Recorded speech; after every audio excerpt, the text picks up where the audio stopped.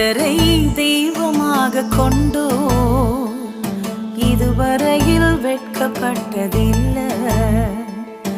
அவரையே ஆதரவாய் கொண்டோ நடுவழியில் நின்று போவதில்லை. வேண்டும் போதெல்லாம் என் பதிலானாரே, வாழ்க்கை முழுவதும் என் துணையானாரே. ஜெபிக்கும் போதெல்லாம்